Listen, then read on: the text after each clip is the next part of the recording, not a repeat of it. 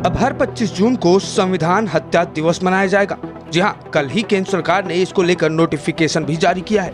अब सरकार के इस ऐलान से सियासी जगत में जबरदस्त घमासान मच गया है। कांग्रेस और उसके इंडिया गठबंधन से जुड़ी पार्टियों ने बीजेपी पर हमला कर दिया है। ऐसे में भाजपा पर इस बीच जो पार्टी सबसे ज्यादा हमलावर दिख रही है वो है समाजवादी पार्टी। दरअसल समाजवादी पार्टी के चीफ अखिलेश यादव ने सोशल मीडिया प्लेटफॉर्म एक्स पर पोस्ट करते हुए इस मामले पर बीजेपी की क्लास लगा दी है। उन्होंने मोदी सरकार पर हमला बोला और कुछ घटनाओं का जिक्र भी किया। इसी के साथ अखिलेश ने बीजेपी सरकार के सामने एक के बाद एक सवालों की लड़ियां लगा दी। जरा आप भी देखिए उन्होंने अपने ट्वीट में क्या कुछ कहा है। उन्होंने ट्वीट करते हुए कहा, 30 जनवरी को बापू हत्या दिवस व लोकतंत्र हत्या दिवस के संयुक्त दिवस के रूप में मनाना चाहिए, क्योंकि इसी दिन चंडीगढ़ में भारतीय जनता पार्टी ने मेयर चुनाव में धांधली की थी।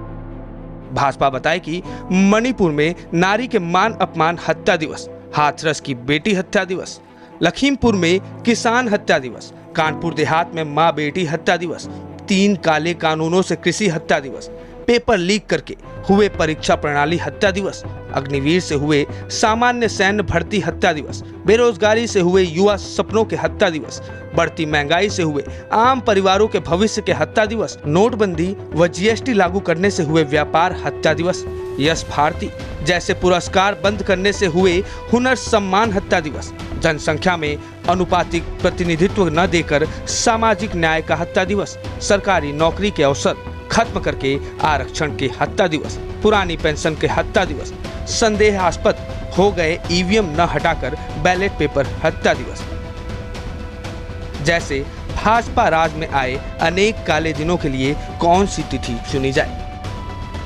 चलिए अब जरा एक नजर उस अधिसूचना पर भी डाल लेते हैं जिसको लेकर विपक्ष मोदी सरकार पर इतना भड़का हुआ है।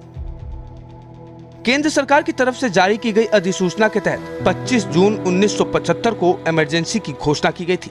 उस समय की सरकार ने सत्ता का घोर दुरुपयोग किया था और भारत के लोगों पर अत्याचार किए थे, जबकि भारत के लोगों को देश के संविधान और भारत के मजबूत लोकतंत्र पर दृढ़ विश्वास है।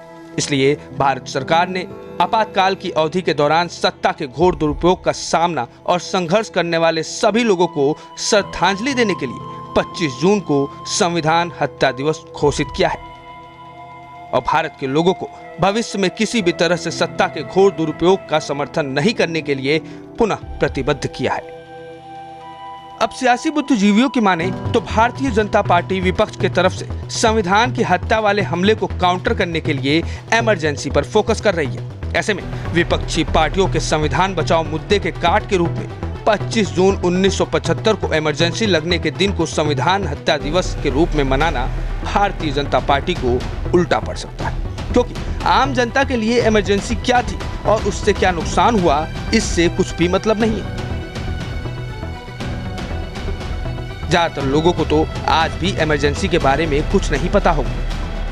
ऐसे में भारतीय जनता पार्टी के संविधान हत्या दिवस को विपक्ष एक बार फिर उस पर चर्चा को बढ़ाएगा और बीजेपी के लिए ये आने वाले चुनाव में नुकसानदायक साबित हो सकता है। खैर, इस पूरे मामले पर आपकी क्या राय प्रतिक्रिया है, कमेंट बॉक्स में जरूर दीजिएगा। भारत समाचार के डिजिटल डेस्क से विश्वेश तिवारी।